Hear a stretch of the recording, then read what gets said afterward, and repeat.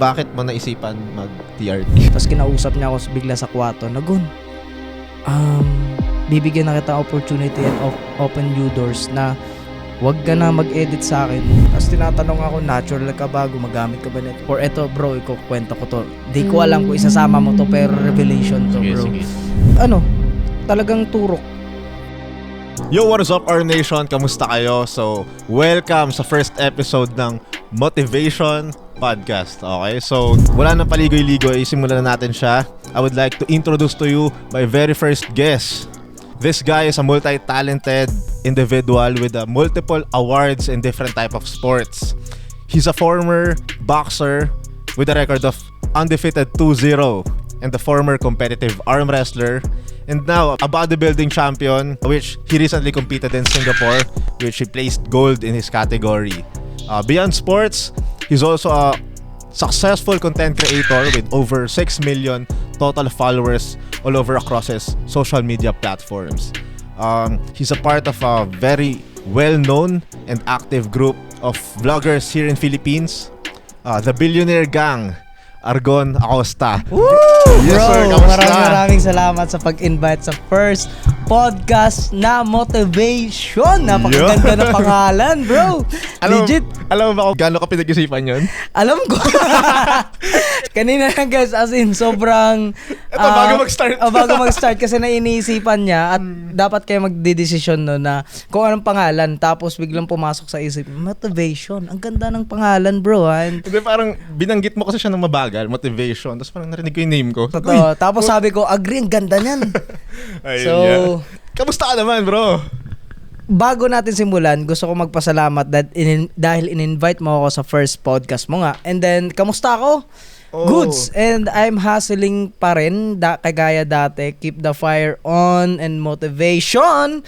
And stay pa rin discipline. Overall, okay naman ako. Still doing good. Healthy body, healthy mindset, healthy relationship. Goods. Halata nga sa katawan mo yung healthy ka, bro. Parang condition ka ngayon, bro. Wala, nakaano ako eh. Zero carbs. May pinaghahandaan ka ba ngayon? Wala. Lifestyle lang. Kumbaga lifestyle may challenge lang talaga ako. Ay, okay. So, abangan namin yan. So, yun. Kamusta at ano mga pinagkakabalahan ng isang Argon?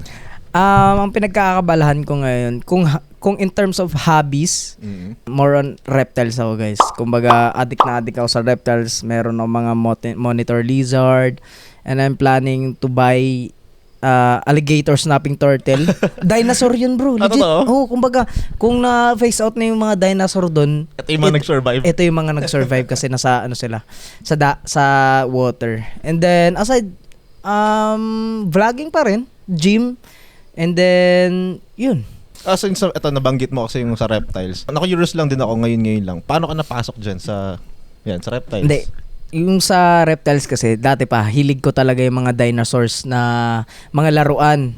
Tapos, madami kasing tuko sa probinsya namin. Tapos, mahilig akong kumuha ng tuko. As in, pinapasok ko talaga yung mga sulok-sulok para makakuha lang ng tuko. Pero hindi ko siya kinukuha. Gusto ko lang pala kunin. Tapos yun, may mga pangarap ako na reptiles na gusto kong bilhin dati. Wala pa akong pera. Bata pa ako. So hanggang lang siya, pangarap. Tapos nung nagkapera, ayun na, doon na pumasok yung pagbibili ng reptiles. Tapos nakaka-addict din talaga. Ano ang kauna-unahan mong nabiling reptile? Bearded dragon, kung alam mo yun. Medyo common ba yun? Kasi naririnig ko yun eh. Hindi, may mga may mga morph. Yung morph na yun, kumbaga mga class A, class B, yung mga binibili ko, which is high class talaga yun. Kumbaga nasa high level siya, dark red, zero, yun. Yun yung mga morph. Boy pa. Ay, oo. Yung unang binili. So, ang tawag pangalan ko doon is OG. OG. Kasi OG siya eh. Legit. Sige, since naman to, parang introduction pa lang. Umpisa na sa pinakasimula. Maraming nagtatanong kung paano ba tayo nag-meet? Ito yun. Feeling ko hindi pa natin nakakakwento to sa event. Totoo. Guys, ang kwento nito, may content ako na upcoming na BG versus arm wrestler.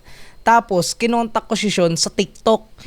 Tapos, ang tagal mag-reply ni Sean sa TikTok. Tapos, may biglang mga nagbe-mention sa tropa din natin na si Big Boy na sinadjust. Tapos, nag-connect kami ni Big Boy. Tapos, after nung content namin sa BG versus arm wrestler, anong content yun? Para sa BG Burger yun eh. Ayo, tama. Yung VG Burger. So, may plano din ako na arm wrestler versus strongman. Okay, Yun. oo. So, ayun. After nung BG versus arm wrestler, nag-isip ulit ako ng arm wrestler. Another versus, which is arm wrestler versus strongman. Tapos doon na pumasok si Sean na sabi ko, sama ka na sa content ko, bro.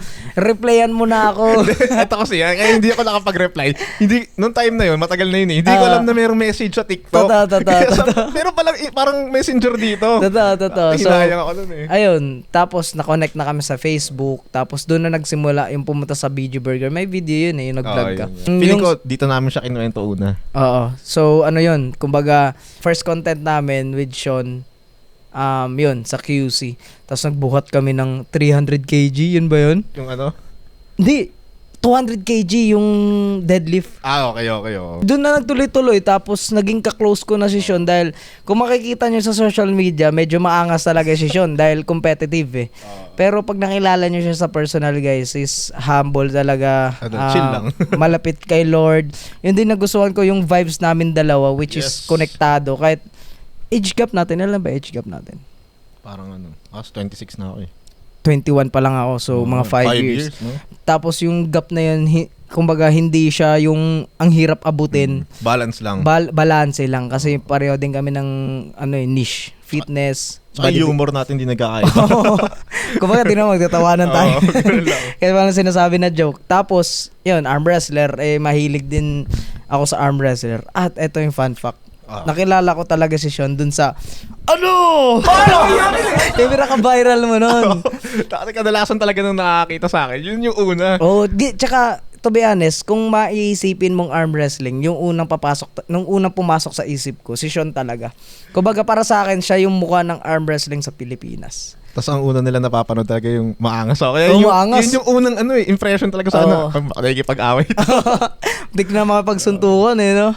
Pero yun nga bro, speaking of vlogging, paano nagsimula yung journey mo sa vlogging? Ito, sa vlogging naman, nagsimula talaga siya way back 2018. Hindi pa ako well known doon kasi yun yung era nila, kung kilala mo yung Christian PH. Basta gamer siya. Ayun, gamer. Tapos nila kong, tapos sabi ko, may idol din ako doon na Filipino International, Guava Juice. Ay, hindi ko kalala. Ayun, basta sobrang idol ko yun as in nagti 3 AM challenge. Tapos, sa kapatid ko, nagko-content kami ng gaming, yung mga horror games. Tapos, nagvo-vlog din kami, parang dahil, ayun, si Wilda sa beach din pala. Okay. Doon din ako na-inspired sa mga travels niya. So, sinubukan ko rin mag-travel vlog. Pero cellphone ko, putik na yun, sobrang lag. Ayun, so nagsimula. Tapos, after... Android, Samsung. Tapos after nun, napunta ako sa BG na simula ako naging editor ni Boss Tony, Irwin, sa BG, tapos napunta ako kay Von. Tapos, pero galing kang Cebu, di ba? Galing ako Cebu, 16 years old. So paano mo na-meet yung BG? Through online, kasi tropa ko talaga si Boss Tony dati pa sa Fortnite. Tapos pinapanood ko siya, nag-stream siya nun. Tapos nagka-connect na lahat. Naging editor ako ni Boss Tony for 2 years, kay Erwin 1 year, and then kay BG Channel almost 1 year, tapos kay Von almost 2 years. Pinagsasabay ko yun lahat. Pero sumisingit ka na ng vlogs? Yes. Yun yung parang feeling ko, nasa puso ko na talaga yung pag-vlog and pagko-content kasi pag binibigyan nila ako ng trabaho, tinatapos ko agad dahil gusto ko yung gamitin yung oras ko, i-maximize ko dun sa content ko rin na sa channel ko. So, fun fact pa nun bro, kasi sa sobrang naging ako nun, habol sa pangarap. As in, gusto ko talaga kumita. Tapos, pinagsasabay ko sila lahat. Kasi si Von, Irwin, channel ko. Iba-iba in-edit mo? Oo. Tapos sa era kasi na yon, basic lang yung editing eh. Kumbaga, hindi pa sobrang high-end. Pinagsasabay ko sila tapos umabot sa point na dumugo na yung ilong ko. Dahil hindi na ako natutulog eh. Kumbaga, habol na habol talaga sa pangarap. Tapos, ayun, parang after nun, nilaylo ka na, natutunan ko na paano alagaan yung sarili ko. I-balance mo na. I-balance na kasi pag sobrang talaga, grabe, parang mamamatay na. So, pala, naging stepping stone mo yung editing. Yes. Pero ang kumbaga parang main goal mo is maging vlogger din talaga, content creator. Yes, both side. Mahal ko rin yung editing and then pangarap ko rin talaga maging vlogger. Dati pa. Vlogger and a gamer. Tapos bless na lang. At ito pa, naging editor ako ni Von for 2 years. Sabi sa akin ni Von na dahil pinagsasabay ko yung content and then pag vlog, nakitaan niya ako ng potential. Tapos kinausap niya ako bigla sa kwarto. Nagun, bibigyan na kita opportunity and open new doors na wag ka na mag-edit sa akin, mag-vlog ka na at maging part ka na ng BG. Maging content creator ka na. Sabi ko, what? Blessing to kasi ito na yung pinapangarap ko dati pa. Ang galing lang din kasi parang ano yun eh. Syempre kung ikaw yung isa sa mga malulupit na editor, pag pinakawalan ka niya, parang medyo magiging mas matrabaho sa kanya yun. Pero nakita niya kasi yung potential mo. Legit, nahirapan din si Von nun kasi sa gaming niya kasi ako. May trinain ako, tapos biglang after ko umalis, nawala. So nahirapan din talaga si Von dun sa part na yun. Kasi ako talaga nag-handle ng gaming niya dati. GTA 5. Sa bagay doon nagsimula ang BG. Dun. Yung pag-transition mo ng vlogging, ano pa ang niche mo dito? Gaming? Una talaga gaming kasi sobrang hype ng BG nun sa gaming sa GTA 5. Roblox. Doon lang nakakita ng nag-gym, naglalaro ng Roblox. Uso na pala Roblox doon? Uso na. Okay. Sobrang uso ng Roblox. Hindi nalalaos yan. Hindi nauubusan ng bata eh. Akala ko kasi parang ngayon siya nag-start. Tagal na yun. Sobrang tagal na. Ang layo no? From Roblox. Isipin mo, paano ka nag-transition sa fitness? Ito. Nakwento ko na din to sa vlog ko. Dati talaga, sinasama pa ako ni Papa sa gym. And then, bawal pa talaga ako magbuhat dahil sa paniniwala ng mga nakakatanda, pag nagbuhat ka, pandak ka. Di ba? So, ayaw kami isama ni Papa. Pero, nung nagkaroon ng gym sa BG House 1, yung pinakaunang BG House, doon na nag-start kasi may secretary si Von na yung jowa niya nag-gym. Tapos, tinuruan ako. Yun yung pinaka-kickstart talaga sa akin, yung may kasabay na ako. Tapos, wala naman si Papa doon sa BG House 1. Sabi ko, so, walang babawal sa'yo? Oo. Nagsimula ata ako nung 18? Pa 19 na ako. Tama ba?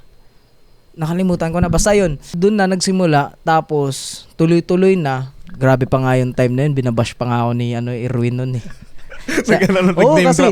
Kasi ano yun. Shoutout kay Erwin. Shoutout kay Erwin. Kumbaga, ano yun. Dahil tagal ko nag-gym, trial and error yun. Walang nag-guide sa akin ng proper. Yung nag-gym lang din na jowa ng secretary ni Von. Which is, ayun, shoutout kayo sa'yo, Kuya Lee. I miss you. Siya yung nagpa-kickstart talaga sa akin. Tapos, ayun, binabash ako ni Erwin kasi gym ako ng gym, di na ako nagkaka-abs. Di niya pa kasi alam yung di pa uso yung yung bulking nung time na yun. Wala pa yung ganun. Wala pa. Trial and error din yun. Wala akong coach nun eh. Mababalikan natin niya kasi gusto ko itanong sa'yo mamaya kung gaano kahalaga yung coach eh. Yan. Pero bago yan, ano lang muna, bago ka nag-bodybuilding, ang alam ko pero i-correct mo kung baka meron ka pang mas nauna, pero first mong sport is boxing, right? Hindi, karate. Yun din pala. Kasi sa school namin, meron akong kaibigan na karate black belter. Tapos sabi ko, try ko nga mag-karate. Kasi ubis din ako nun eh. Kasi puro laro. Tapos pandemic. After pandemic, man. Basta, sobrang taba ako nun. Tapos natalo ako ng sobrang liit na kalaban. Walang weight class dyan? Walang weight class. Kumbaga beginner ka kung beginner. Tapos kalaban ko ata nun, yellow belt, tas white belt pa lang ako. Tapos natalo ako, bumagsak ako dahil nag-cramps yung ko, paa. Walang proper training, sabak agad. Ganun kasi ako. Sobrang competitive mo na pala dati pa? Oo, competitive na ako dati pa. Tapos, ayun. Tapos after nun, na huminto ako sa karate dahil, kumbaga, may nag-iba sa rules eh. Pag nasaktan ka ng sobra, foul ka na. So, parang bakit ganun? Combat sport to. Hindi ka makaka-all out, no? Hindi ka nakaka-all out. Tapos yun, tumigil na ako hanggang green lang ako dun. Tapos, ayun, yung sa boxing. Una lang talaga 30 days. Actually, Content. Ay, hindi. And pala, content talaga yun. Na gusto kong matutunan yung sports na yun. Tapos, ang unang suggest ko nun sa coach, pwede ba mag-content ng 24 hours boxing? Tapos mag-sparring agad ako. Tapos sabi ng coach ko, gawin na lang natin 30 days at lumaban ka ng amateur. Kaya yan. Nung una, duda pa ako kasi ang pinapakita niyang mga sparring sa akin, talagang amateur. Kinabahan talaga ako nun. Tapos, ayun, nagtuloy-tuloy na yung training ko. Kasi sineryoso ko talaga yun dahil yung kalaban ko, din yun, batak na boxer eh. Pero amateur. Kilala mo siya? Hindi. Paano? Hindi. Pinakilala niya sa akin. So may poster? May poster. Okay. Oo. Tapos eto, hanap sila kalaban. Tapos, yun. So, imbis na parang content lang, talagang Seryoso. sa talaga Oo. seryoso. Tapos, eto, yung nalaban na, bigla din ako sinurprise ni Bon na pumunta siya kasi parang nagulat. Lalaban ako ng boxing out of nowhere. Tapos, within the day, nag-book agad si Bon, tapos sinurprise ako. Book? Saan ba yan? Sa Cebu kasi okay. yun eh. Tapos sa Paranaque sila Bon dati. Imagine, lumipad pa sila, no? Oo. So, first laban mo, dumayo sila ng Cebu. Grabing suporta yun. Oo, sobra yun. Talagang kinabahan na ako nun. Tapos pumunta pa sila. Talagang kinabahan ako kasi kailangan kong manalo. Kasi So, mas nakakaba, no? Nakakaba. Tapos, yun, dahil yung kalaban ko, hindi masyadong nag-prepare dahil akala niya siguro 30 days lang yung training ko, which is naging kampante din siya. Nag-upload ka ba ng ng 30 days na specific? Oo. So alam niya rin. Oo, alam niya. Tapos sinahype ko talaga yun. Trailer pa ako nun. Hype pa ako. Tapos ayun, naubusan sa nahihinga, third round, sumuko na siya. So nagpalitan muna kayo ng mga first to third round? Oo, kasi yun, guardia.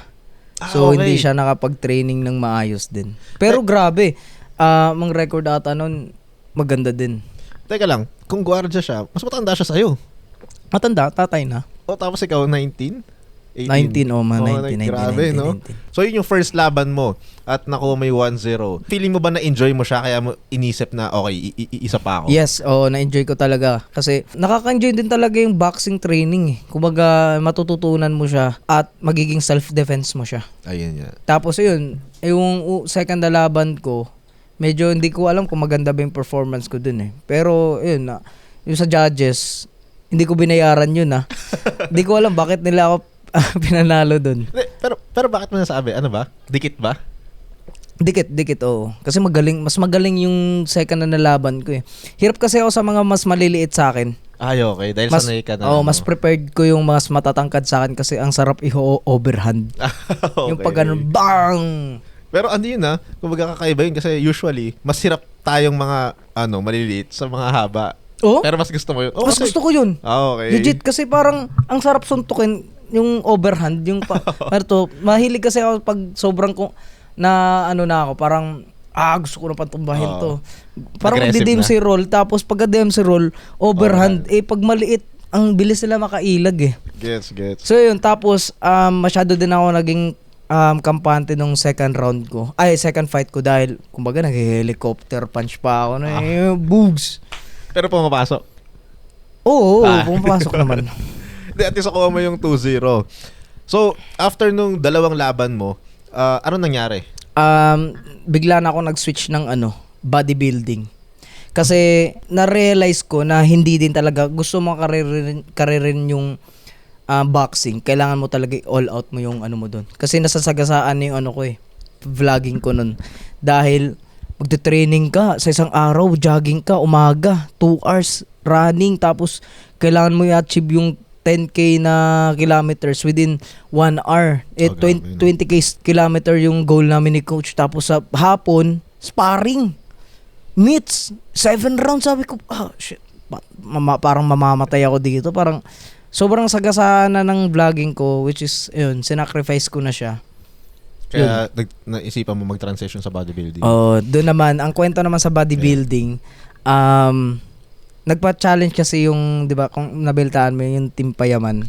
Nagpa-challenge si Kong ng 1 million. Yep. Tapos, after maging champion ni Steve, nag-gym kasi kami ni Steve dati. Tapos, shoutout kay Steve. And Steve, what's up? Tapos, nag-usap kami. Galing ng ng coach. Sobrang galing kasi na napa-champion ka niya within 30 days. Tapos sabi ko, bro, alam mo, bala kong sumalang sa bodybuilding. Content ko rin. 3 months. Pero nag-gym ka na nito? Oo, nag-gym. Actually, nagsasabay na kami ni Steve. Una nga, nanghingi ng advice sa akin si Steve eh. Kung baga ang nabibigay kong advice sa kanya, yung personal experience ko. Tapos, bigla na lang ako nagulat na may coach na siya. Pero mas better na nakakuha siya ng magaling na coach. Which is, ayun din yung sinuggest ni Steve sa akin na coach. Which is, Coach Poy! Ang isa,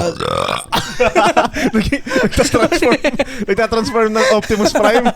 talaga si Coach Zero na to eh. Ayun, tapos, after nun, sinuggest niya sa akin, tapos nag-usap kami ng coach ko na si Coach Poy.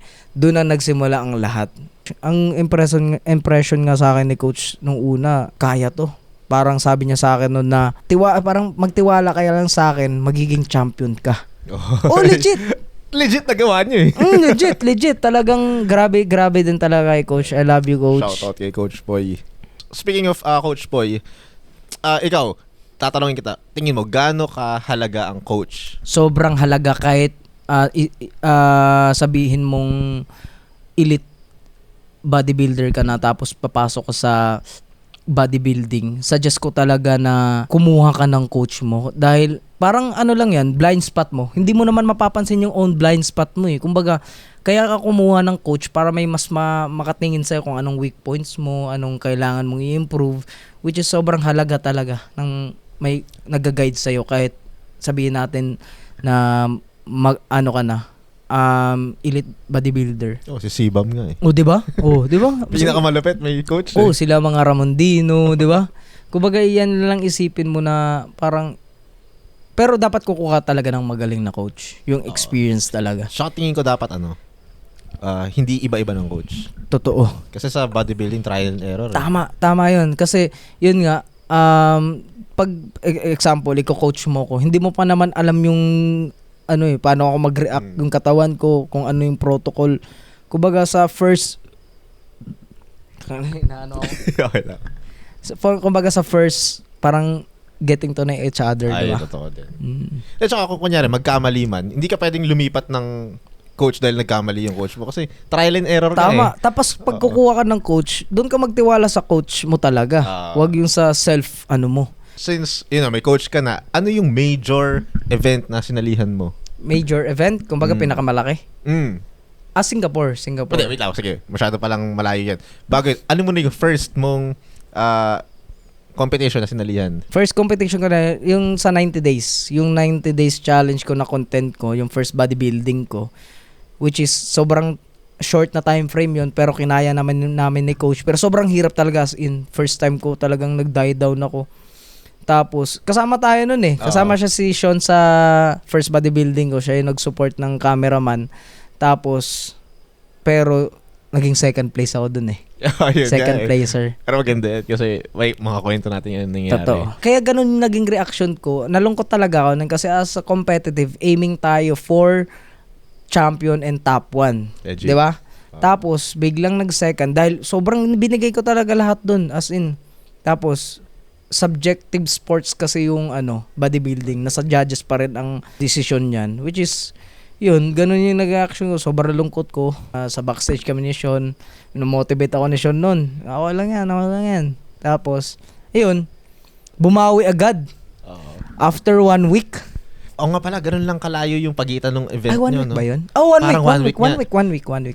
Oo nga, itong malapit doon kasi pag uwi ko, iniisip ko agad kung syempre, depressed ka dun eh. Oo, depressed. Magkakain kaya to? Or lalo mamomotivate? So, inubang ako eh. Ano nangyari dong after mong pag-uwi mo or mga nangyari na? Hindi, actually, kasama pa tayo nun eh. Yung umuwi ka? Hindi, yung sa Grab tayo. Kumain ako ng sliced bread nun. Kumain ako sliced bread and jam. Pangpawala ng lungkot. Pero hindi siya binge eating. Totoo din naman. Iniisip ko rin kasi nun, dami nag-aabang, manalo ako. Tapos, so paano mo siya paano ka naka-bounce back ng ganun kabilis? Kasi wala ka actually time na kumbaga kinabukasan nun, prep na eh. Oh, actually nalungkot ako doon, pero thankful din ako dahil nakapaligid ako sa mga positive na tao. BG, ayan, sila Sean, kinakausap ko na normal lang yan. Tapos meron pang upcoming na event which is yung isang bodybuilding federation. Doon ako nakakuha ng first place sa men's fitness. Uy, so ayun na yung comeback mo. Yan na yung comeback ko. Pero eto, wait lang, gusto ko lang mapag-usapan to. Napag-usapan natin siya off-cam na tayong mga competitive na tao. Parang hindi natin trip talaga yung silver. Hindi talaga. Kasi pero isipin mo kumbaga place pa rin siya di ba? Place pa rin siya kasi parang parang feeling ko na close ka na sa first. Parang mararamdaman, ano kayang kulang sa akin? Ayun nga eh. Ano kayang dapat kong i-improve? Tapos parang yung alam, yes, malapit na. Putik, tapos bigla kang nag-second place. Ayun Kung makaka-relate nito yung mga ano talaga athlete and then competitive. Alam ko masakit maging second place. Parang ano ka, kabit. At saka ano kasi siya eh. Parang minsan mas light pa sa pakiramdam yung bronze. Oo. Kasi parang at least nakapasok ka sa top 3. Pero Totoo. pag yung silver, parang alam mo na parang possible mo na makuha. Tapos hindi mo nakuha. Totoo, sobra. Ayun nga eh. Kumbaga iba yung feeling ng first place, second place, and third place. Oo. Mas pipiliin ko pa maging third place eh. Parang Kumbaga, ganun, no? parang sabihin mo, third place lang ako, sila na magano dyan. Tsaka- Maglalaban sa first. Ang malapit kasi doon, yung silver na medal, every time na makikita mo yun, parang, second lang. Nakakagigil eh, no? Nakakagigil. Ganun Motivation nangyari siya sa akin sa ano? Sa competition. first competition. Kumbaga, naging motivation ko talaga siya. So, may instances ba na parang gusto mong mag-back out o wala talagang, hindi, tuloy ko to? Wala. Hindi kasi talaga ako ganun tao. Kumbaga, kung meron akong goal, di ako papayag na hindi ko makakuha yung goal na yun. Kumbaga, you have two choices. You go down or you Go up. go up. Kumbaga, tutuloy mo moving, siya.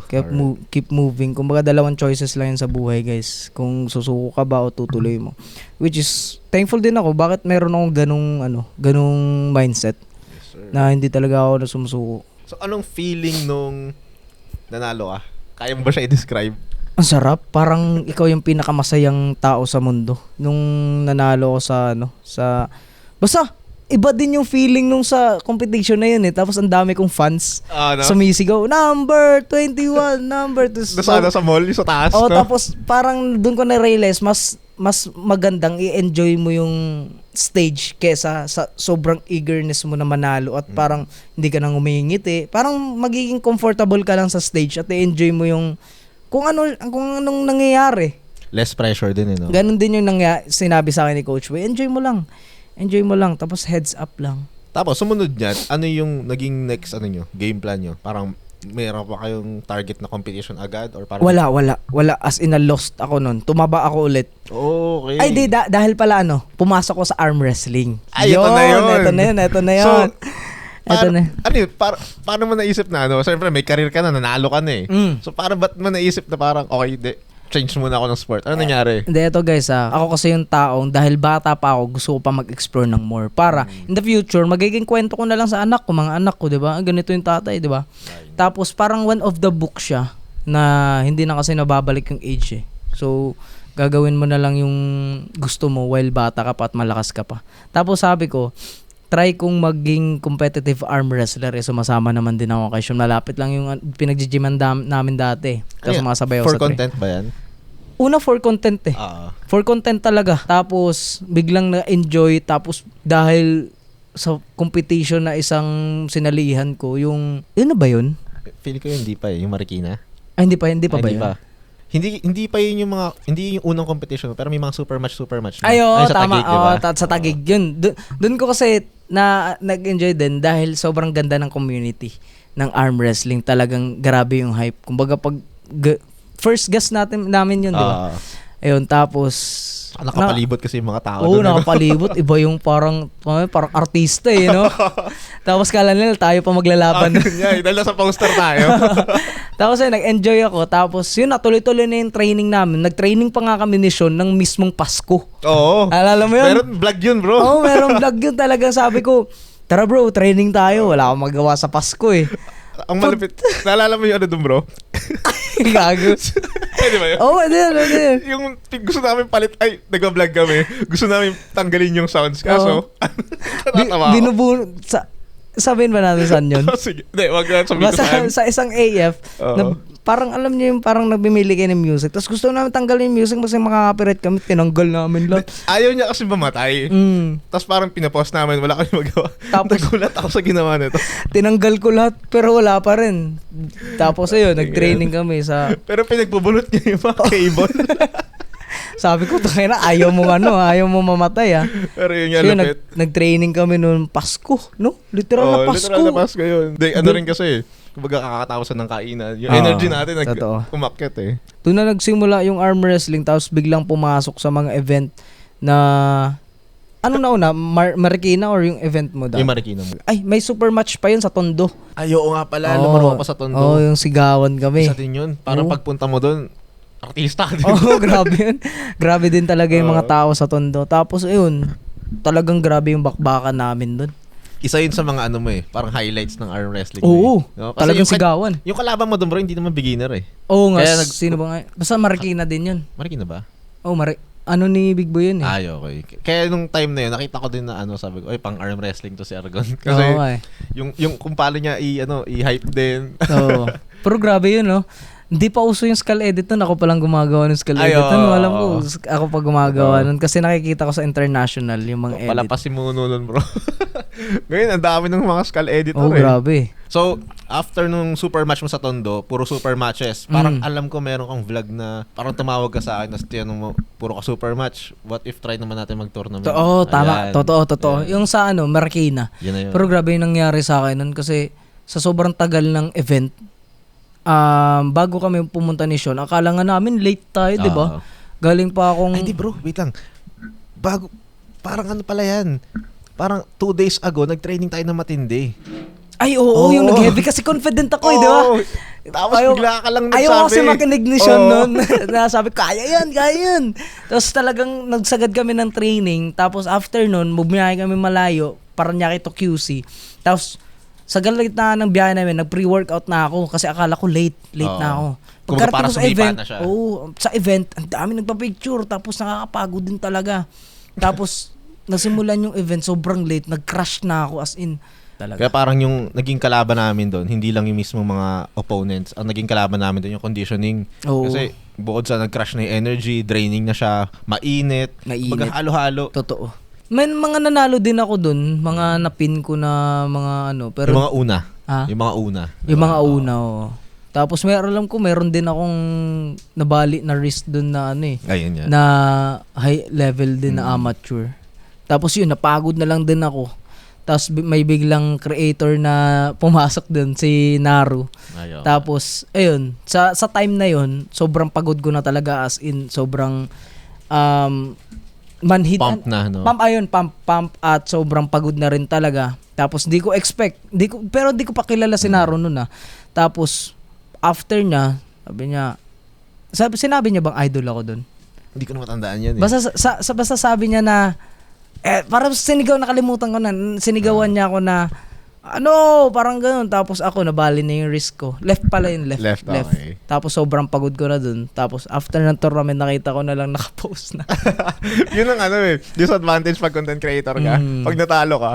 Pero okay lang naman sa akin na yun kasi naging hype din siya talaga. Ayun yan. Sobrang naging Pero hype. sa totoo lang bro, isa ka sa mga dahilan talaga kung ba't pumotok yung arm wrestling. Dahil sa atin. Hindi, pero kumbaga parang iba talaga yung tulong mo kung hindi mo lang talaga alam. Kaya malupit talaga sakto yung timing ni Argon. Sobrang doon ka nga na-realize na ang sarap mag-upload ng arm wrestling sa TikTok kasi easy views.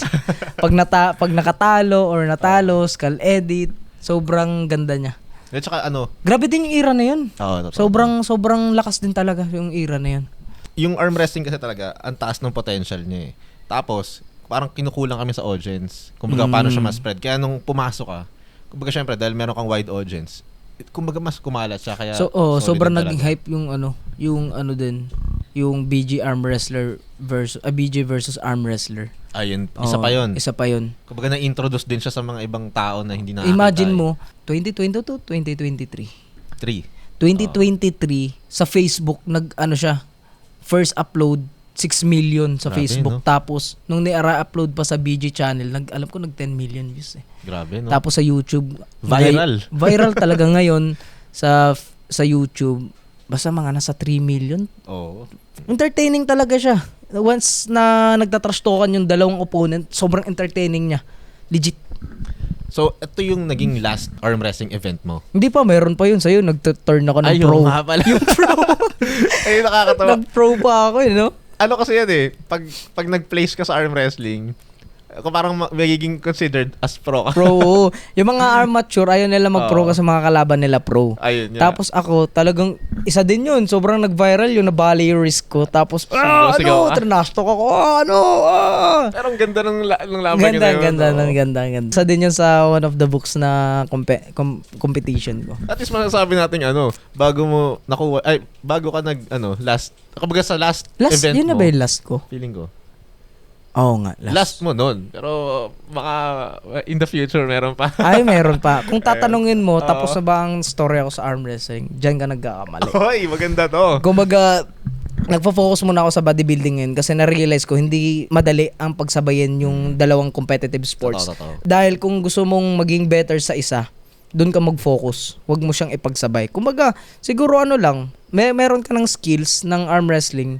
Kung gusto mong pumasok sa competitive, sacrifice mo muna yung bodybuilding. Sir, Pumasok ka sa arm wrestling at tutok ka doon kung gusto mo maging high level doon. Pero, yan, bata pa naman ako. Abangan nyo yan. Pero maganda yung sinabi mo na yun, bro.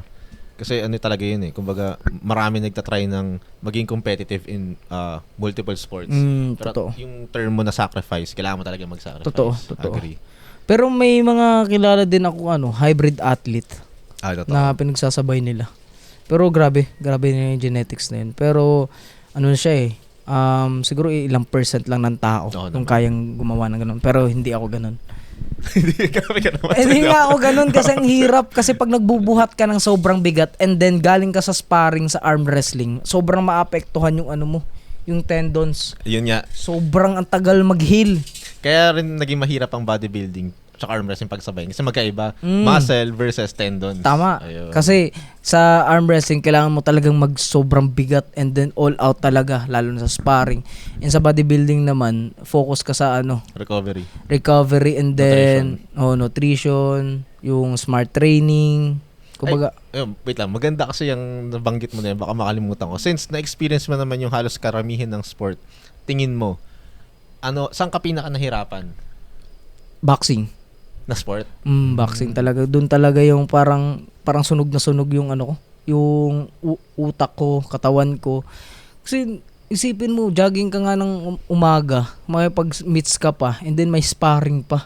Kumbaga, gustuhin ko ba to hanggang sa buhay ko? Siguro, dadating ulit ako sa point na gano'n pag may magko-call out sa akin na creator and then magsiset kami ng event, doon magti-training talaga ako na talagang all out. So bagay kung ganun kataxing yung workload ng boxing, parang ang hirap na magpasok ng kunyari, yun, trabaho mo. Trabaho. Vlogging, As in, diba? pagod. Ang isipin mo lang, mag-rest ka na kasi para for tomorrow na training mo. Tapos, hindi din worth it yung sacrifices na lalaban ka sa amateur na walang balik na pera. Gets. Isa Diba? pa yun. Oo nga. Yun na yung pagkasunod. After na to, paano pumasok yung Singapore? Dahil after nung arm wrestling, tumaba talaga ako nun, bro, kasi ang focus ko nun, gusto kong magpalaki dahil para lalakas ako. For strength. Tapos yung kain ko nun talagang kahit talagang dirty bulking kasi wala naman akong pake sa aesthetic, gusto ko lang lumakas. Tapos yun na, na-realize ko ng taba ako na. Pero ang lakas ko bumuhat, Tapos bumili pa nga ako mga equipments dito, nagsisend pa nga ako sa'yo. As in, talagang yun yung point na nagpipili na ako kung saan yung unahin ko, bodybuilding or arm wrestling. Tapos biglang tumawag si Coach Poy, Gon, lalaro na yung mga ibang ka-teammate mo. Sabi ko, Coach, parang di pa ako makapaglaro this year kasi wala pang malapit na gym dito kasi kakalipat lang namin sa BG House 3. Tapos sabi ko, Coach, parang negative ako kasi wala pang gym malapit dito eh. Wala pa akong alam dito sa lugar. Sabi, customize natin yung workout home gym. Tapos, ayun na, nakakahanap na ako ng malapit na AF sa Tagaytay. Tapos, Medyo malapit pala kasi 1 oras or 40 minutes din yung biyahe. Tapos yun na, nagsimula na ako kasi gusto ko rin baguhin yung physical ko na ron. Taba ko na nun eh. Botchog na malaki. Tapos yun na, tuloy-tuloy na yung prep. Haba ng prep ko nun. 7 months. Tapos, sa first competition ko, yung warm-up show namin sa Makati. Circuit? Makati Circuit ata. Tapos, yung warm-up show namin doon. Okay din naman. Nakapag-place din ako ng mga kategory. Pero, okay lang din sa akin kasi hindi pa naman yung full potential ko noon eh. Pero ito itong mga sinasalihan mo is natural show, di ba? Natural show. Natural Federation. So, itong itong sa Circuit Makati na to, na event, paano yung drug testing dito? Talagang turok. Kukunan ka ng blood test. Blood test. Blood test. So, pumasa ka sa blood test dito? Pumasa ako pa sa blood test, pare. Nati ako. Kung baga, makikita nyo ako sa personal, nati talaga ako. So, ang hirap, kumbaga parang accurate pag blood test, di ba? Sobra, oo. Okay. Tsaka ang tinitest doon, testosterone kung normal level ba. Ayun nga eh. So, after nito, since warm up lang naman siya, kamusta? Okay naman, masaya din. Masaya talaga. Pero dahil nag-second place ulit ako doon, Another medyo, cast na naman. doon lang yung naging malungkot ako. Talagang parang, alam mo yung music na the winner takes it all. Yun na lang. Pero lagi kong tugtog sa kotse ko. Tapos sabi ko, one day magiging champion din talaga ako. Yun yung nasa isip ko. Tapos, meron pa kasing pinaka main show, yung WNBF Philippines. Yun yung pinaghahandaan namin ni Coach Poy. Tapos sige, bawi na lang. May warm up show lang naman to. Which is nalungkot din ako doon. Dahil second place, yun nga. Dalawa lang kami, second place na naman. Kagaya na sa first show. Yun ang literal na win or lose. Oo, talaga pagpipilian lang ng judges. Kumbaga, dalawa lang kayo tapos second place ka pa. May mga tropa ka rin mapang-asar. Aasarin ka talaga. Pero itong second WNBF, di ba? Yes. Natural show din to, no? Natural show. Yan talaga na may polygraph and then may drug test after mong manalo. So, pumasa ka din dito? Yun, hindi. Yun ang pinagtataka ko. Kasi, nung warm-up show mo, blood testing. Tapos dito, ano naging testing dito? Polygraph, pare. Parang in-interrogate ako na parang criminal nun. Polygraph as in? Lie detector. Lie detector? Kung ano yung ginagamit na mga sa criminal, kung nagnanakaw ka, parang bro, sabihin mo na yung location nila parang CR lang. Parang malaking CR, then nandyan, yan. Tapos may table na maliit dyan. Tapos andito ako, nakatingin lang ako sa isang malaking plain na wall. And then wala talaga anything, walang dot. Tapos wala kang bawal kang gumalaw. Bawal mo kontrol yung hininga mo at talagang nakaganon ka. May mga nakakabit sa'yo? Daming nakakabit. Meron pa ditong mga metal, dami dito kasi pang-detect ng mga blood. Mga heartbeat, may basta yung sweat. Tapos talagang nakaganon lang ako. Tapos tinatanong ako, natural ka ba? Gumagamit ka ba nito? Confident naman ako, hindi din ako kinabahan. Bakit ako kakabahan? Natural ako. So, ayun, pagtapos nun, nasa gym pa tayo nun. Kakolab natin sila, Kuya B, Smart Fit, oo. Yung okay pa sila. Tapos, nag-email ako, naka-vlog pa ako nun. Timing talaga yun, pagkagano ko, putik. Failed ako, bakit? Wait lang. Kasi kapag nag-testing, yung polygraph, hindi pa agad-agad makukuha. Hindi. Tapos, ayun, timing pa, namatay yung mama ni Jet, rest in peace. Tapos, ayun, sabay-sabay na yun. As in, yung the day na nalaman kong nag-failed ako, kinabukasan nung kailangan ko umuwi ng Cebu. Tapos, lumipad ako nun. Sobrang stress, papikwik na yun. Wait, bagalan natin. Nung nalaman mo na failed ka sa polygraph, paano ang naging unang galaw mo nun? Parang nagsabi ka muna ba sa coach mo? Yes, tinawagan ko agad si coach. Coach, nag-failed ako dito. Anong nangyari? Tapos yun, nandun yung conversation namin, mag-appeal na lang daw ako. Tapos, di agad ako nakapag-appeal nun dahil kailan ko nga umuwi. Grabe, sobrang stress talaga nun as in para akong... Pero weird, no? Kasi parang pumasa ka sa blood test. Yun nga. Tapos sa polygraph ka pa nadali. Yun nga, sa polygraph, sa lie detector. Pagkatapos nun, umuwi ako, di ba? Sobrang haba talaga ng biyahe, legit. Kung isipin mo, nasa pinakadulo yung sa Cebu yung binyahe ko, tapos sobrang low cals na ako dun. Low, as in totally. Talagang, grabe. So, nung hindi ka pala pumasa ng polygraph, hindi ka pa nagkakain nito? Kasi syempre. Hindi pa. Okay. Wala dig down papunta kasi sa Pickwick, magdi-dig down na kami ni coach noon ng cals para talagang sobrang sharp after carb up. Tapos yun, sabi ko paano kaya to, tapos iniwanan ko pa sa jet sa after malibing yung nanay niya. Tapos, bumiyaya agad ako, iniwan ko sila. Dahil, yun nga, may competition ako. Buti support pa rin si Jet. Naiintindihan niya ako.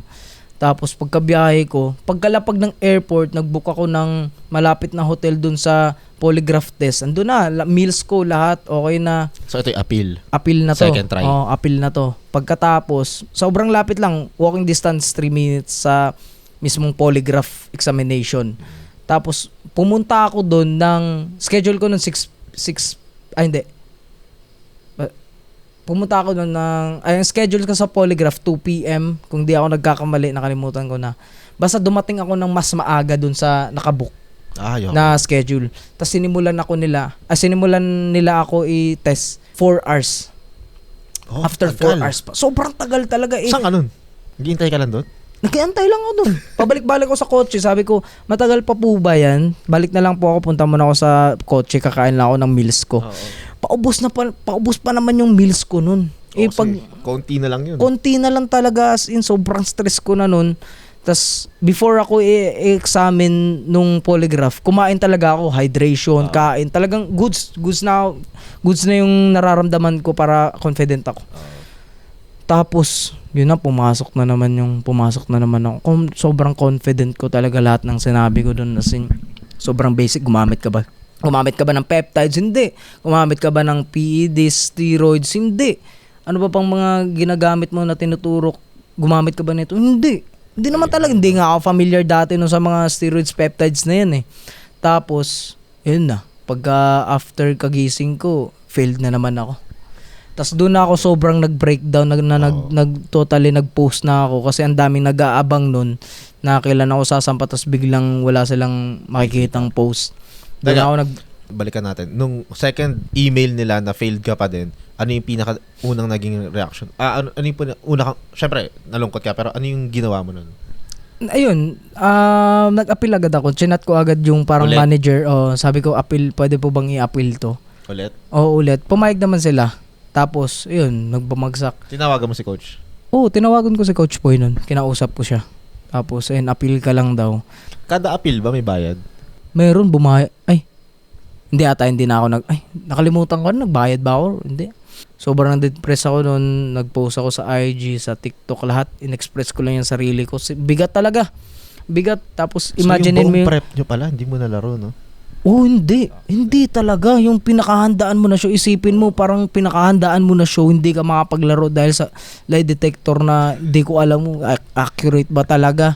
Tapos, ang nangyari pa, sinacrifice ko yung dapat andun ako sa tabi ni Jet dahil namatay yung nanay niya. And then, nag-sacrifice ako na iniwanan ko siya dahil sa competition ko.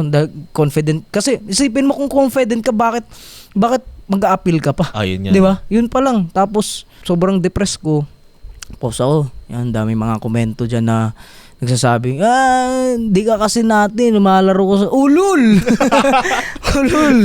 Ulul! Anong sinasabi yung hindi nati? Sobrang confident ko na wala akong pinapasok na PEDs, peptides sa ano ko.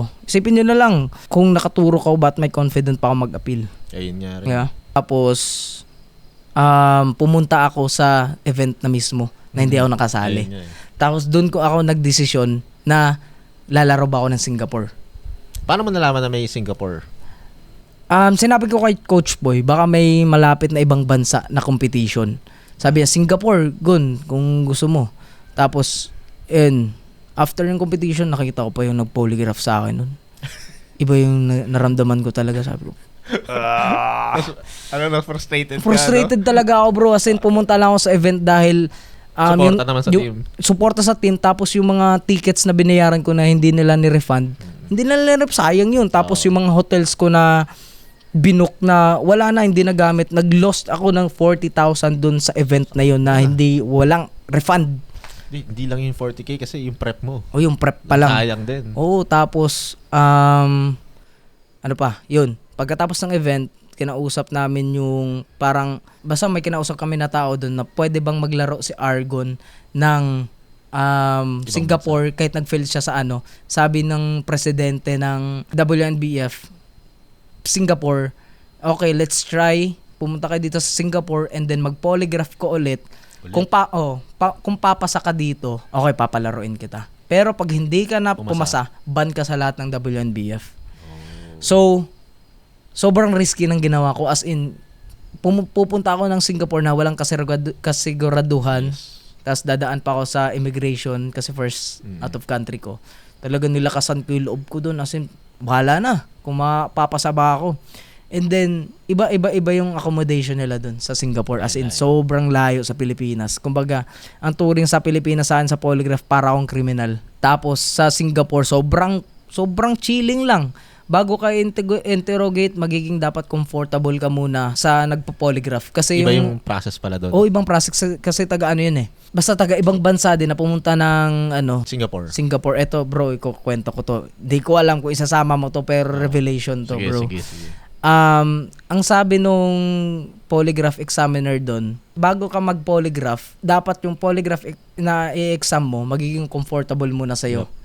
Tapos, mag-a-ask ka muna ng mga lying question and then, yung totoong question na kung magsisinungaling ka ba doon. Yung lying question, sabihin ko sa'yo, ninakawan mo ba yung tatay mo nung bata ka? O, sabi ka sa akin. Magsisinungaling ka. Hindi. So yung sa program na yon, makikita niya nagsinungaling ka. Di ba? Nakikita niya sinungaling ka. Tapos magtatanong siya ngayon ng regarding sa bodybuilding. Nagumamit ka ba ng peptides? Hindi. So, i-compare niya yun sa kung merong pinagkaiba sa lying question and then dun sa real question. So, yun yung explanation sa akin. At nagulat siya, bakit daw ako nag-fail. Tsaka walang ganun sa Philippines. Ha? Walang mga ganyang process sa walang tinanong sa akin na lying question. Tapos parang lahat ng question regarding sa bodybuilding and then ang daming questions.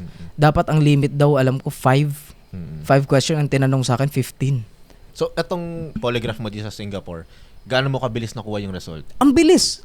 Agad-agad. Agad-agad? Okay. Talagang sobrang in-explain niya sa akin na yun kasi sinabi ko sa naging depressed ako sa Pilipinas na polygraph dahil nag-failed ako doon. And then, sabi niya, bago tayo mag-exam, kung nag-failed ka dito, ban ka talaga. Yep. Ban ka talaga. As in, wala ka, sinungaling ka, ganun. Tapos, nagpumasa ako. Tapos sabi niya, bakit ka ba nag-failed? Sabi ko, Twice pa, no? Twice pa. Sabi ko lang, baka sobrang stress ko po dahil namatayan. And then, di rin kasi sa first, hindi naman ako stress eh. Sa first polygraph, hindi naman ako stress nun. Tapos, nagtaka talaga. Tapos, talagang napa-question yung polygraph examiner sa Singapore na, antanga naman nun. Legit, ganun yung sinabi niya. Sabi ko sa'yo. Di naman natin kilala yun. Promise, legit. Sabi niya, bakit ganun nangyari sa'yo?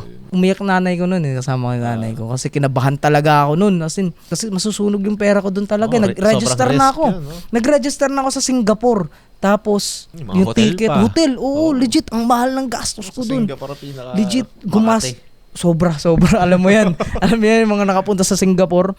Tapos tuloy-tuloy na. Doon na parang gumaan yung feeling ko after ko polygraph. Sabi ko, yes, i-enjoy ko na tong journey ko ngayon. So yung time na yan, parang win or lose ka na dahil napumasa ka na Kahit sabi ko nga sa vlog noon, basta makasampa na ako, okay na ako. Tapos nag-pray talaga ako kung anong mangyayari, enjoy ko lang, at least na survive ko tong ganitong journey. Which is sobrang sarap sa feeling, and then international pa. Tapos the day sa game show na, in-enjoy ko na lang talaga. Alam mo bro, yung location nila doon, cinema. Sobrang lawak ng cinema, tapos ako lang yung pinaka nasa dulo. Bakit? Nag-worship ako doon. Legit, nag-worship talaga ako. Sabi ko, ikaw na bahala Lord kung anong mangyayari sa akin dito. Tapos headset ko, imbes motivation, worship, pinapatugtog ko. Tapos sobrang talaga gaan sa feeling, bahala na. Tapos ini-imagine ko na yung mangyayari sa akin. After neto, kakain na. Tapos nakita ko yung mga kalaban ko sa backstage. Kinabahan ako dun sa una. Tapos ito pang ginawa ko, sinerch ko sila sa IG. Legit, sinerch ko sila. Tamang stock ka na nun. Tapos nakita ko yung isa dun na sobrang mamaw talaga. Sabi ko, shit, okay. Feeling ko, second place ako neto. Kasi, ang laki talaga. Tapos nakita ko siya sa backstage. Question ko nga kay Coach Poy noon na, Coach, yan ba yung juniors? Okay. Kasama ko sa Coach Poy noon. Sobrang solid talaga ni Coach Poy. I love you, Coach Poy. Ibang bansa, no? Ibang bansa, sinumahan niya ako. Tapos, Nakita mo yung kalaban mo. nung Laki. nakita ko yung kalaban ko, ang laki talaga. As in, laki. Sabi ko, shit. Sige, second place na ako dito. Tapos sabi ko sa backstage, bro, you're so big. Can you flex? Flex siya sa akin. Ano, pinuka niya yung back niya. Nag-posing siya. After nun, enjoy ko na lang. Tapos, thank God, gulat talaga ako na ako yung na-announce na panalo. Legit, umiyak Pero, nga ako nun eh. Balikan muna natin. Nung, syempre, galing ka sa hindi nakalaro. So, yung pag-step mo, syempre magpo-posing ka na. Ano yung feeling? Ang sarap talaga. Sabi ko, yes, ganun nga yung ano. Yes, eto na yun. Doon pa lang panalo na Panalo ako. ka na, Yun talaga yung naisip ko. Talagang Yung- in-enjoy ko lang yung posing, yung comparison. Sumali pa ako sa ano eh, open. Sumali ako sa open. Tapos, imbis na pinakadulo ako, inano ako, close sa gitna. Ay, totoo. Oh, legit. Parang, sabihin natin sa 5th place na yun, siguro 6th place ako.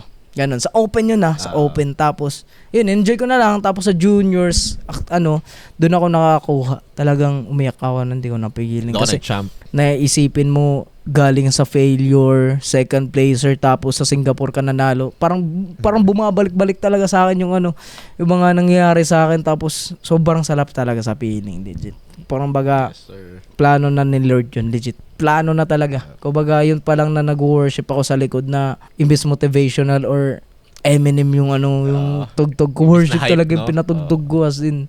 At peace ka na kasi. At least na ako Dahil kasi, win or lose ka na. yes, Ang sarap. pumasa na ako sa polygraph and then galagala na lang after sa Singapore. Ayun. First out of country pa yon. So, kasi, nakakain ka na rin yan.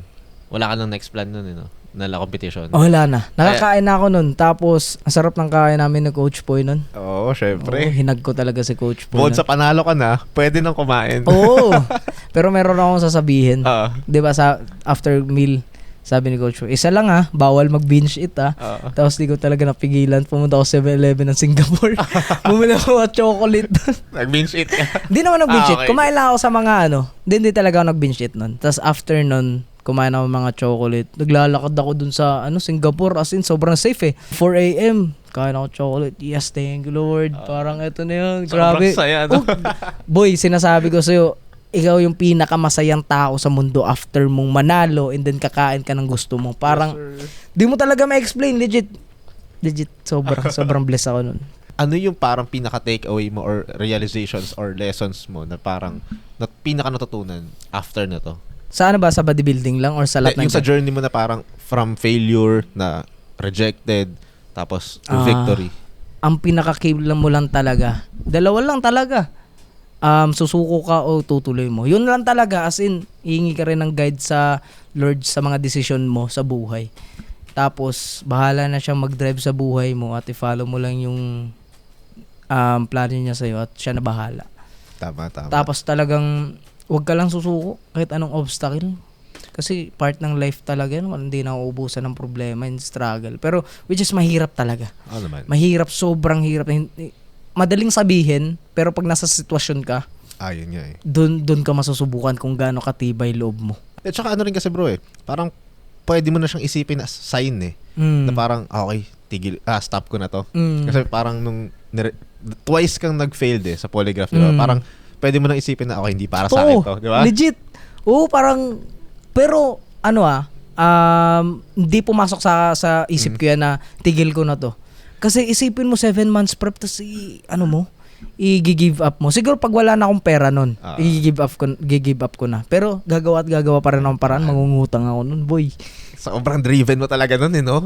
Sinasabi ko sa inyo, Lupit pag din talagang may goal ako, gusto ko talagang kunin. Legit. Hindi ako papayag na yung rating niya, parang failure. Hindi, ang impressive din kasi doon, hindi ko alam kung gaano nila ka marirealize, pero kasi syempre nag-prep din ako Pag pinoprolong mo yung prep, napakahirap. Sobra. Kasi hindi lang siya competition stage Ang pinakamahirap na part dyan yung days na papuntang competition Kumbaga parang ang hirap mag-motivate sa sarili mo na ituloy ko pa to dahil Totoo. ang hirap. Di mo talaga Impressive. maisip yan. Di mo talaga maisip kumbaga nasa point ka na ng gusto mo nang kumain dahil sobrang hirap. Pero doon magiging separate yung pagiging normal athlete sa champion mindset. Let's go, tama. Legit yan. Impressive talaga yung ginawa mo doon. Legit. Thankful din ako na nadaanan ko yun kasi nagpatibay din sa mindset ko yun na problema ka lang boy. Oo nga Argon to boy. Tsaka May yung Diyos ako boy. Ang ganda rin yung sinabi mo kanina na kahit anong mangyari, kahit mawalan ka man ng pera, hindi, itutuloy mo talaga. Oo, mangutang talaga ako kay Bon. Mangutang talaga ako legit. Sabi ko, boy, baboy, di mo mautangin. Wala akong pera, pero Magiging ganun talaga, pupush ko to. Wala talagang excuse. Wala talagang Tutuloy, excuse. tutuloy mo. Talagang yun nga yung sinasabi ko na suot-suot ko yung merch ko na winners never quit. Doon siya inspired. Doon talaga siya inspired kasi kung susuko man ako, siguro, dyan lang sa face na yun pero may kasunod ba? Tsaka hindi ka babalik. No? Hindi talaga. Babalik at babalik talaga ako. Kumbaga, nature na natin as Ayun, competitive eh. After all, nakuha mo din yung victory. Mm. Ano yung naging next journey mo dito? Hindi pa magtatapos yan kasi ang goal namin, nakasulat nga sa ni Coach Poy, sa program, and then binigay niya, Prince Argon Acosta, Road to Pro. Oy! So, hindi pa tapos. Hindi pa tapos. Warm up pa lang ang lahat. Hindi pa. Nagsisimula pa lang tayo. Kukunin natin ang pinaka the best na pro card. Sana na makuha natin, pero ang ko na lang talaga, enjoy mo yung process. Enjoy mo lang, enjoy lang talaga. At saka pina-experience na sa'yo yung mga ganyang klase ng bigat. Diba? So, kung may-experience mo siya ulit, Basic na lang. oo, tsaka alam mo ng part lang siya ng journey. Totoo. Diba? Mas masarap kasi parang inahanda ka sa mas mabigat na problema and reward. Speaking of, since nakapagpasa-pasa ka na, bakit mo naisipan mag-TRT? Joke lang. Bakit mo naisipan mag-stay nati? Yan. Stay natin, talagang inspired kasi ako. Oh. Coach Poy, big example sa mga ibang tropa ko pa na nati na talagang may mga nati pa na mukhang steroids na panis pa dun sa naka-roids. Ayun yan. Example sa sa ka-teammate ko na si Joke. Gusto ko lang shoutout, grabe. Isipin mo 4 years of hard work na under kay Coach Poy. Isipin mo, putik, ang ganda niya boy, legit. Nati. Na mukhang naka-roids, walang peptides na talagang pure hard work. Yung mga pwedeng sumali ng enhanced show. Oo, hindi, may ka-team kami lately na pumasok naglaro sa open division na mga roided and then natural siya. Nakapasok siya. Totoo. Impressive Second yung mga place ganun. ata. Second place. Grabe yun, no? Inspired din ako sa mga creators sa ibang bansa na sila si Jesse James, Will Tennyson, Brownie. Yun talaga yung mga inspirasyon ko sa content creation, which is nati talaga sila. Hindi naman ako against, respeto pa rin sa mga gumagamit niyan kasi decision naman nila yan eh. Pero para sa akin, hindi. Kasi sobrang hindi pa. bata ko pa. Ang taas pa ng testosterone ko. Right. Bakit pa ako pumasok sa kung madami pa naman akong goals aside sa bodybuilding. Tsaka hindi pa tapos yung mission nyo. Sabi mo nga, Road road to pro. Road to pro. Doon magkakaalaman after ng pro. Ayun yan, doon talaga may laman. joke lang. Coach Poy, I love you. Stay nati. Pero shoutout kay Coach Poy. Nati lang Isa siya talaga. sa mga talagang kasama mo sa journey mo. Sobrang solid yan. Sobrang solid. Mentor yan, mentor. Ang dami kong natutunan dyan regarding sa coaching.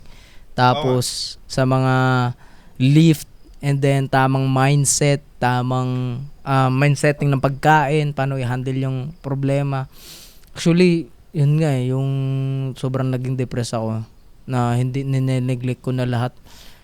Kasi nag-post ako noon, tapos sa part ni Coach Poy, medyo kasi sa image niya kasi under niya ako, tapos nag-post ako. Hindi ko siya sinasagot sa call. Oo, kasi sobrang depressed ko talaga. Ayaw ko ng mga wala akong sinasagot na calls. Ang dami nagme-message sa akin noon. Tapos, ayun. Tapos kinausap niya ako. Normal lang yan. Ganito yung maging game plan natin. Minindset niya ako. Yun. Alright. So, yan. Meron ba kayong next show? Ano bang game plan nyo? Wala pa. after na Siguro 2 years off muna ako. Papalaki talaga ako ng quality. Since pro nga ang habol nyo. Pro talaga. Gusto ko siya kunin before ako mag-outside ng juniors kung kaya. Okay. Kasi madami pa talaga din akong goal aside sa bodybuilding. Kumbaga, hati siya. Yun, maganda yung nabanggit mo yan na parang marami ka pang goals. So, aside from bodybuilding ba, meron ka pa bang ibang mga sports na gustong itry or gustong balikan? Sa sports, gusto ko pa mag-try ng iba. Jiu-jitsu, Like, grappling, Oy. powerlifting. Basta inside fitness na matripan ko.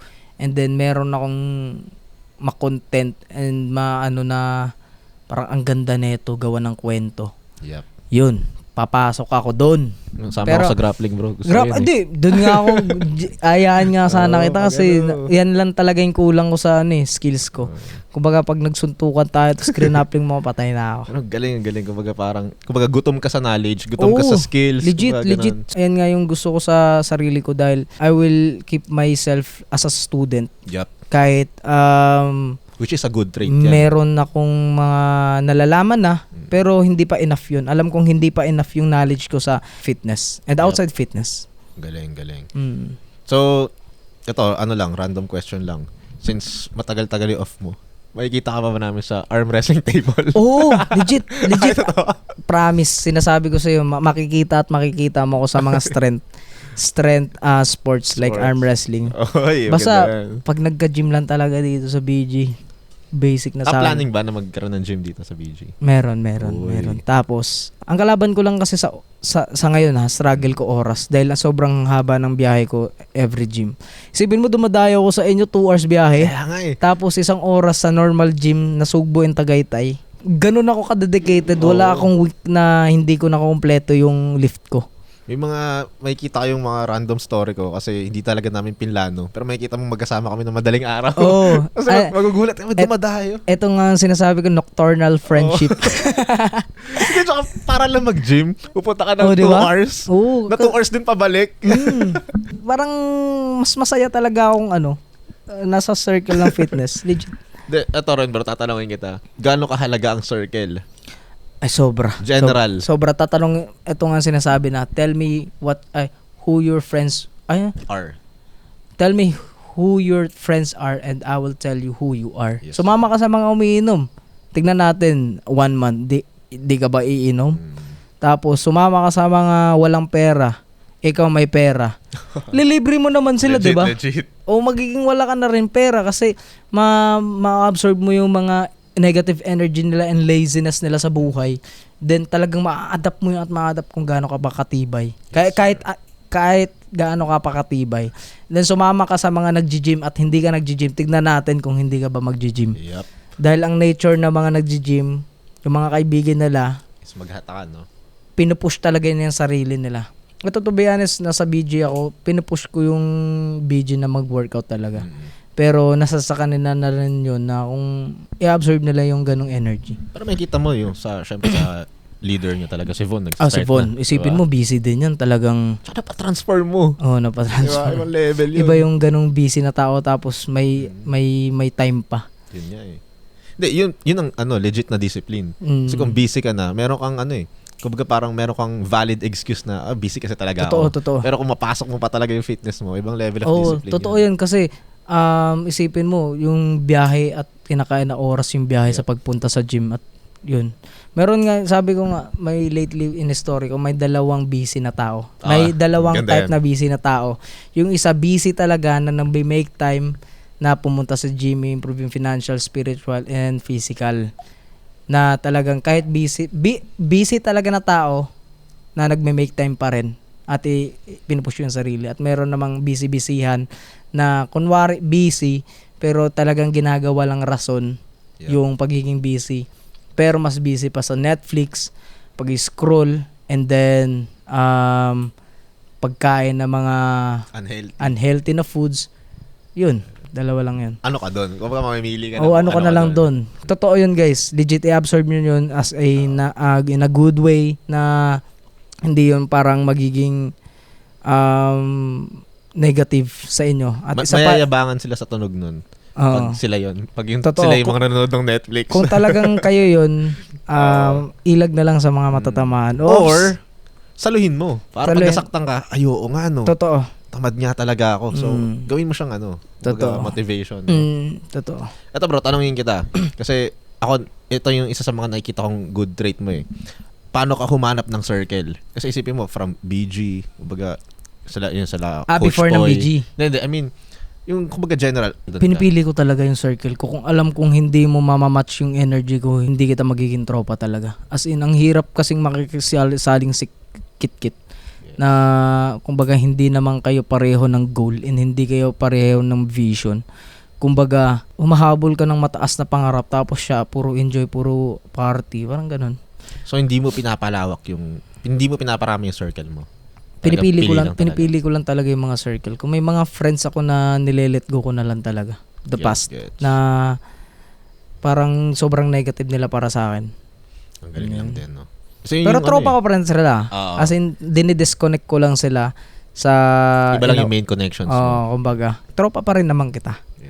Kasi ako, yun yung napapansin ko sa'yo eh. Parang pag nakikita ko yung mga sinasamahan mo, parang, grabe solid yung mga tropa nito eh. Makikita mo kung paano kayo mag-bonding. Makikita mo naman sa mga vlogs eh. So ito bro, isa sa mga ano mo rin to, lately na, our most recent achievement, pagiging tatay. Ay, ayan na ang Daddy Argon. Gusto ko malaman kung paano yung naging transition mo and adjustment. Boy, alam mo, pag sinabi ni kwento ko sa kanila to at sa'yo, gusto mo rin magkaanak. Legit, guys. Parinig. Talagang iba yung feeling ng pagiging tatay. Kasi at the early age, sobrang thankful din ako naranasan ko yun dahil napunta din ako sa tamang partner.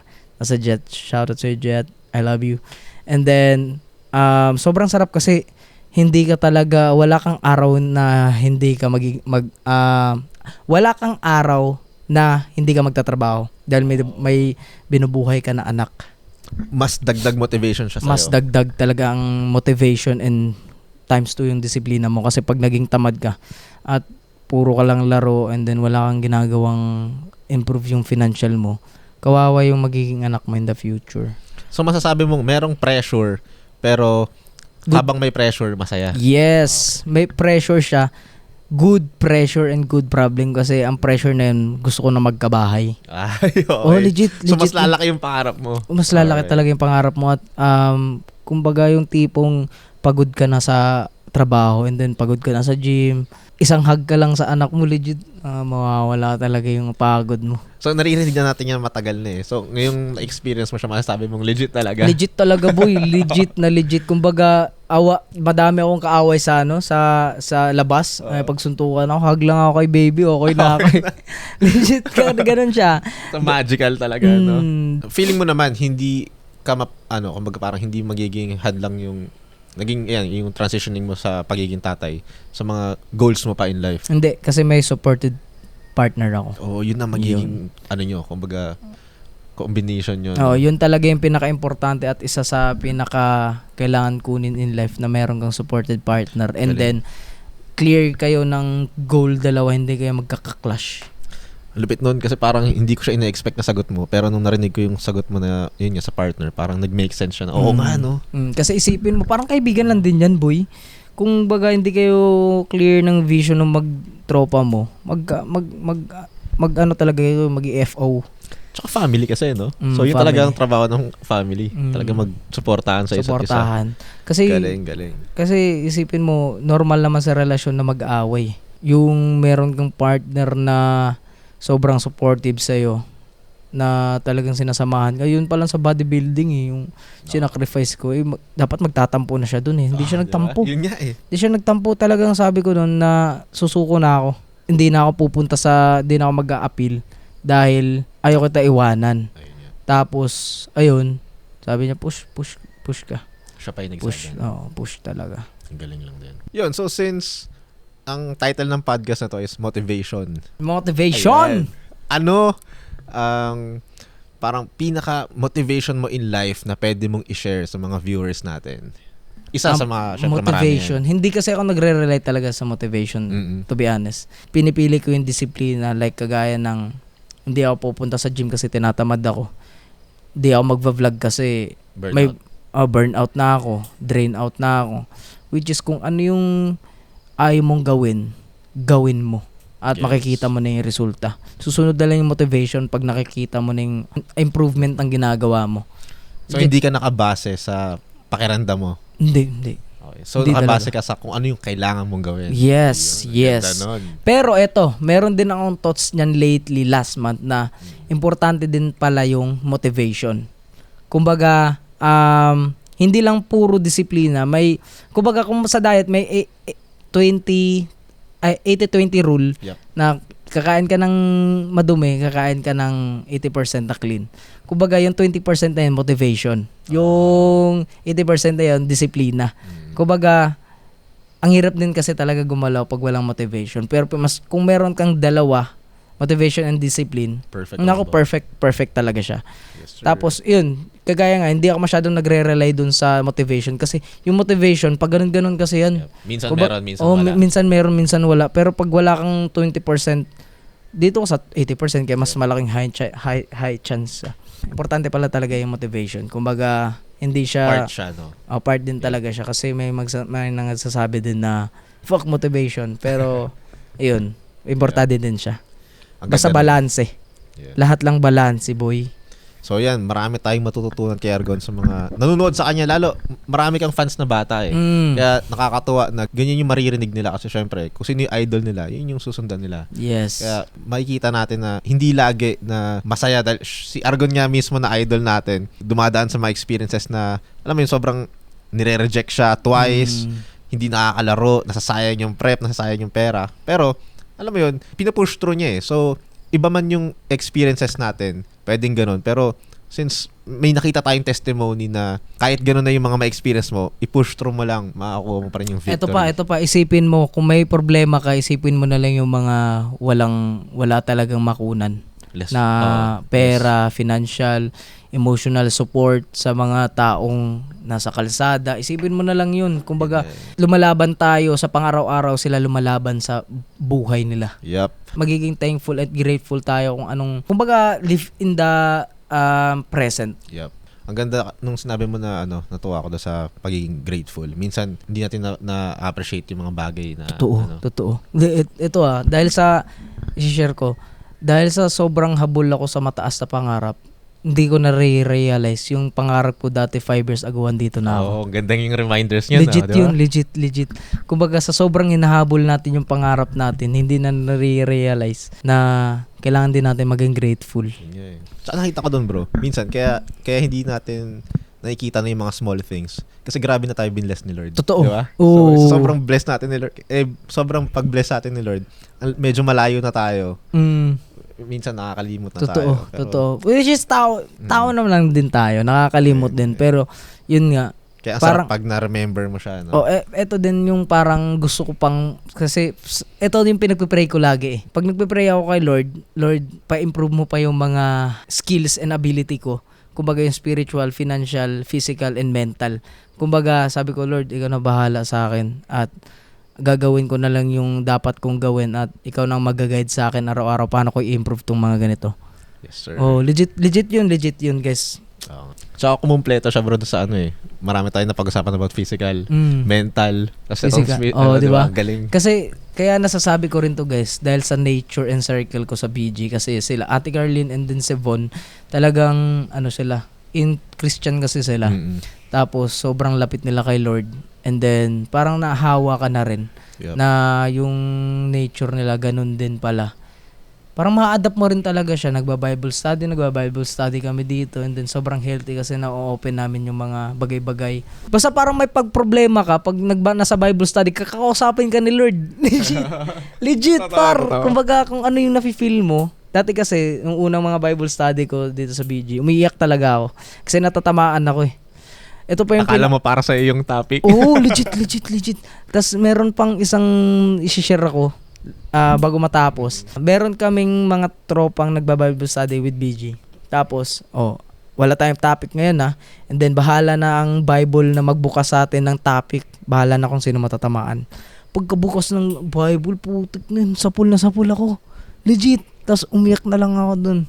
So, pinakamagandang nangyari, nakumpleto mo yung kumbaga pag-balance ng mga iba't ibang aspeto, no? So, hindi lang pwedeng puro physical, tama. Hindi lang pwede puro mental, kumbaga spiritual, kailangan balansehin mo talaga kumbaga, siya. Dapat i-unlock mo talaga yung lahat ng skills and balance para maging mas malakas ka. Yes. Hindi po pwedeng may kulang na isa.